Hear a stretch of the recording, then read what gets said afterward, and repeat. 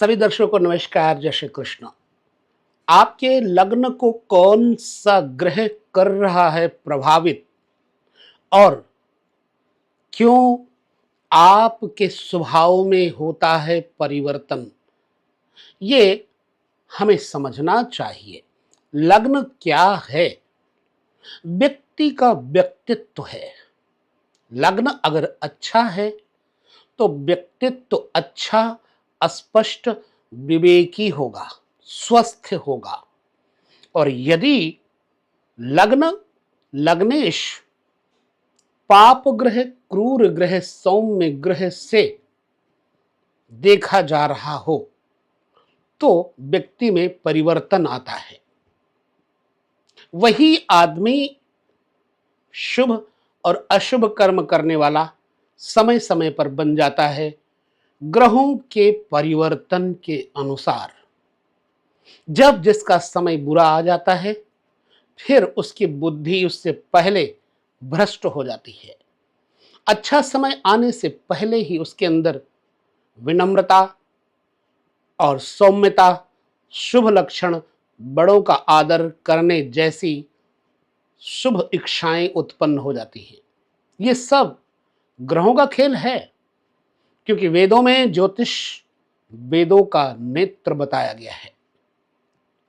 तो आपका लग्नेश किस ग्रह से प्रभावित है? पाप ग्रह, क्रूर ग्रह या फिर शुभ ग्रह?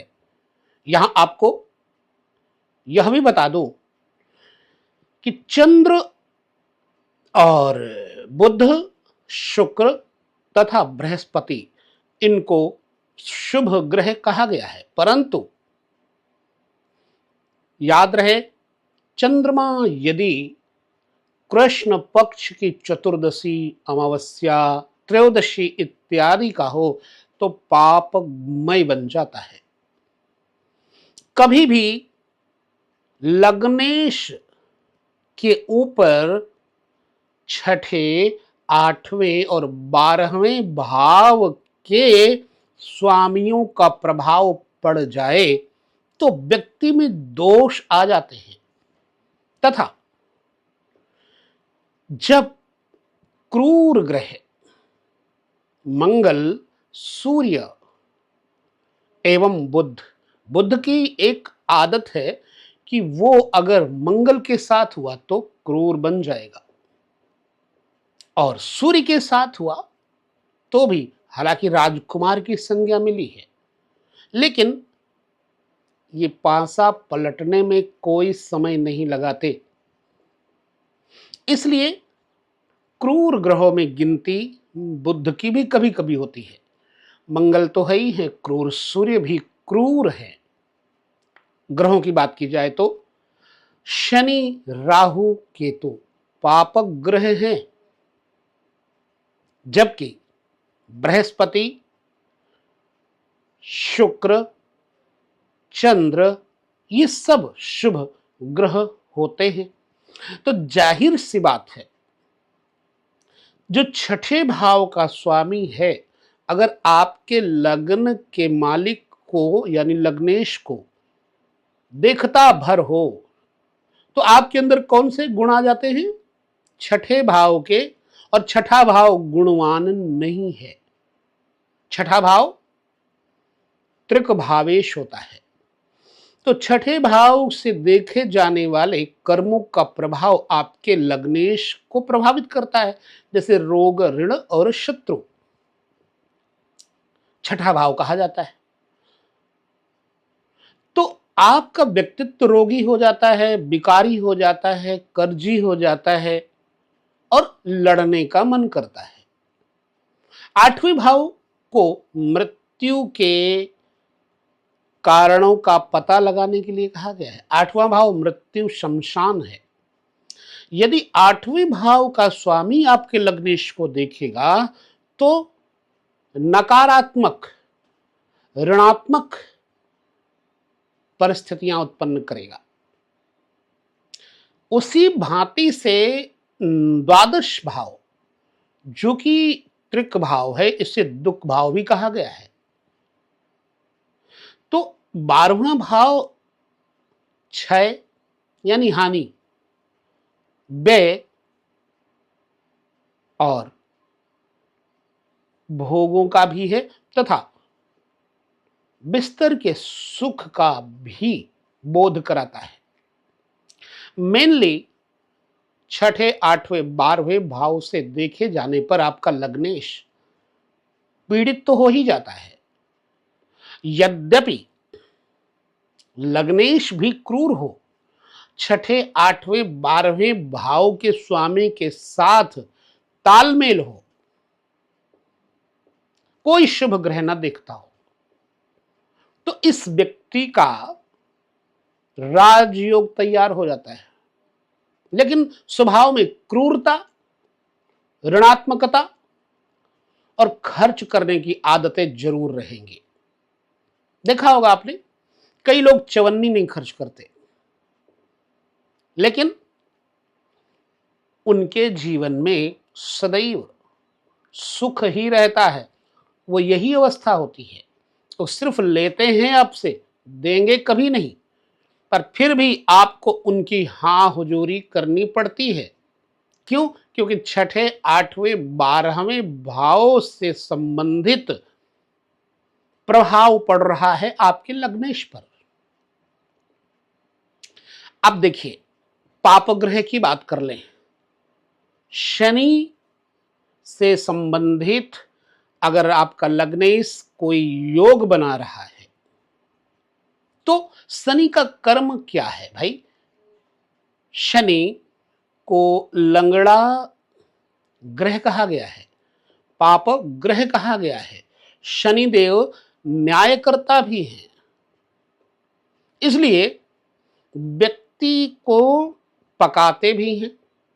जैसे अवे में बर्तन मिट्टी का पकाया जाता है, ऐसे ही शनिदेव व्यक्तित्व को निखारने के लिए पकाते हैं। परंतु जब भी लग्नेश शनिदेव के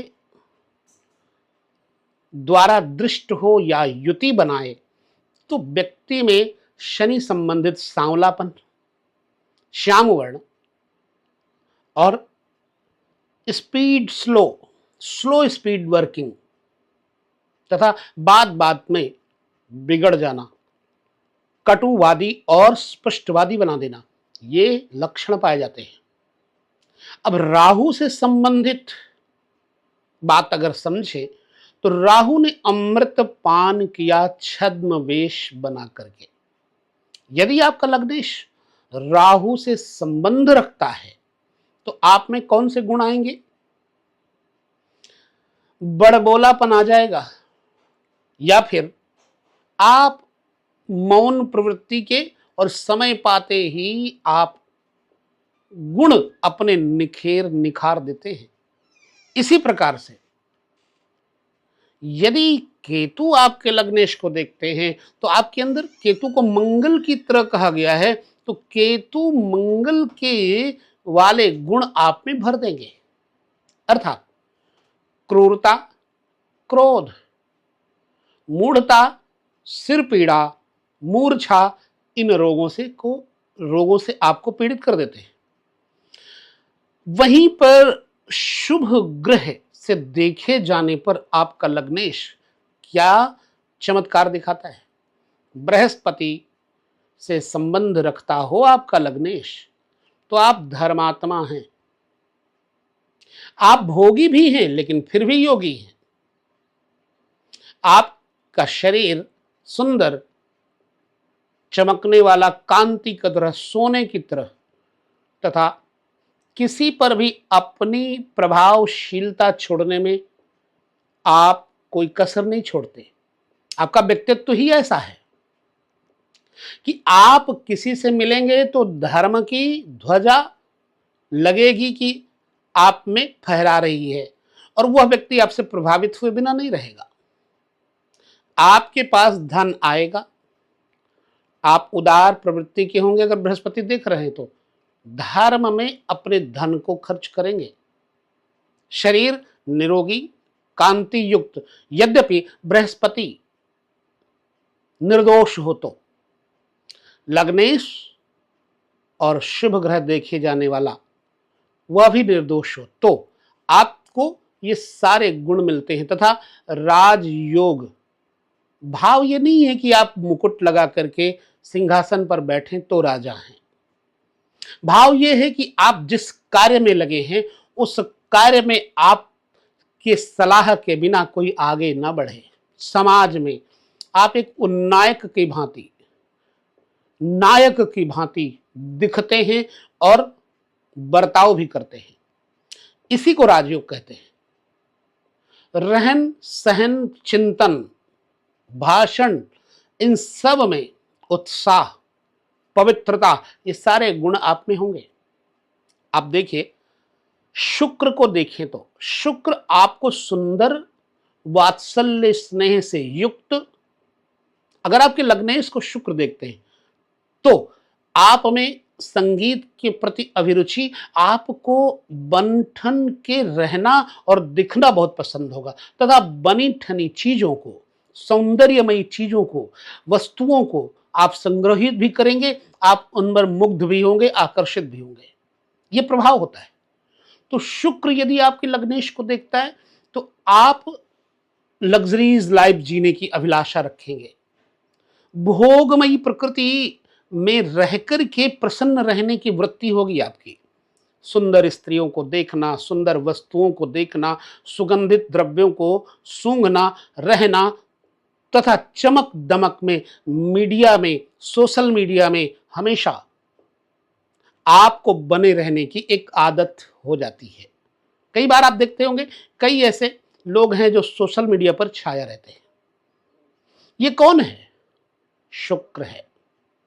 शुक्र में लक्ष्मीपना, सुंदरपना, सुंदरता दिखाना, सुंदरता देखना, भोगमय जीवन की तरफ आकर्षित होना जैसे गुण पाए जाते हैं। कोमल शरीर, आपके अवयव बिल्कुल स्त्रियोचित होंगे जैसे कि महिलाओं के अंग होते हैं। कहां जहां भी आप शुक्र से दृष्ट हुए आपका लग्नेश, तो आप में ये गुण पाए जाएंगे। अब आपको देखना है कि आपके लग्नेश को देखता कौन है, लग्नेश किस ग्रह से प्रभावित है। चलिए वहीं पर हम बात कर लेते हैं बुध की। बुध व्यक्तित्व को कृत्रिम नहीं, रियलिटी बनाने का प्रयास करता है। अच्छा बोलना, अच्छा दिखना, हमेशा युवा रहना, युवा रहने की अभिलाषा, जवान बने रहने की अभिलाषा, ये सब गुण होते हैं। तथा बहुत ब्रिलियंट, किसी भी कार्य क्षेत्र में पीछे न रहना बुद्ध का ही कार्य होता है। लेखन, संपादन, वक्तव्य, प्रैक्टिकल तौर से आपके अंदर सारे गुण पाए जाते हैं। तुरंत आपके अंदर एक रचनात्मक प्रवृत्ति हो जाती है। यह बुद्ध का लक्षण है। ठीक इसी प्रकार से हम अगर बुद्ध के अलावा किसी और ग्रह पर बात करें, मंगल है। मंगल के स्वभाव में होता है क्षत्रियत्व। यदि आपका लग्नेश मंगल से देखा जाता हो या युक्त हो तो फिर आपके अंदर वह क्षत्रियत्व वाले समस्त गुण हो जाएंगे। क्या? शासन करने की आदत, पुलिस डिपार्टमेंट से संबंधित या फिर सीमा पर रहने वाले लोगों से संबंधित प्रायः ऐसे लोग देखे जाते हैं। आर्मी इत्यादि में जमीन, जायदाद, संपत्ति, इसमें खास तौर से एक आदत होती है कि भूमि संपदा को बहुत ज्यादा अर्जित करने की अभिलाषा होती है। अगर मंगल से प्रभावित है तो उत्साह हमेशा बना रहेगा, लेकिन कामासक्ति, लड़ने की प्रवृत्ति बनी रहेगी। यदि आपका लग्नेश मंगल से दृष्ट या फिर युत है, अब मंगल नीच का है और देख रहा है, तो नीच वाले प्रकृति के गुण क्या होंगे? लड़ाई झगड़ा, अकारण बलात्कार, जैसे पुलिस डिपार्टमेंट में फंसे रहना, जेल खाना इत्यादि से, यानी कि इन गलत हरकतों की वजह से आपकी प्रसिद्धि होगी, लोग डरेंगे आपसे। चंद्रमा व्यक्ति को चंचल बनाता है। यदि आपके लग्नेश को चंद्रमा से कोई बल मिल रहा है तो सुंदर तो होंगे, चंचल होंगे, एक जगह टिक नहीं पाएंगे, अपनी कही हुई बात पर अटल नहीं हो पाएंगे, कभी ना और कभी हाँ हो जाएगी। तो चंद्रमा से व्यक्ति के अंदर शांति, सौम्यता, दिखने के लक्षण अच्छे होते हैं तथा दूसरों को शांत करने की क्षमता इस व्यक्ति में पाई जाती है। ठीक सूर्य की स्थिति को देखें तो सूर्य आभायुक्त है, सुंदरता तो है लेकिन उसमें दाहिका शक्ति है। तो ऐसा व्यक्ति स्पष्टवादी तथा शासक सत्ता भोगने की इच्छा इस व्यक्ति में होती है और भोगता भी है। प्रायः ऐसे व्यक्ति शिक्षा क्षेत्र में, बैंकिंग क्षेत्र में, किसी भी जैसे एडमिनिस्ट्रेशन लेवल की जॉब वगैरह होती है उस लेवल की स्थिति में आप होंगे, या चार वगैरह होने की स्थिति में आ जाते हैं। हाँ, बाल इत्यादि कम होते हैं। तो कुल मिलाकर के आपके लग्नेश को कौन सा ग्रह प्रभावित करता है, हम इस विषय में आपको जानकारी जो दी है, कितना हितकर है, कितना आपके लिए योग्य है, हमें आपके कमेंट बताएंगे। यहां पर हम विदा लेते हैं, लेकिन अभी यह यात्रा जारी ही रहेगी, प्रारंभ ही रहेगी, विराम नहीं है। जब तक आप अपने ज्योतिष तथ्य को नहीं समझ पाते तब तक ऐसी चर्चा हम करते रहेंगे। और मेरा अभिप्राय प्रयोजन यही है कि ज्योतिषीय सूत्रों को आपके सामने पढ़कर, देखकर, अनुभव में आने वाली चीजों के माध्यम से आपको अवगत कराते रहें। लेते हैं विदा। अगले वीडियो में पुनः आपके साथ चर्चा करेंगे किसी और विषय पर। तब तक नमस्कार, जय श्री कृष्ण।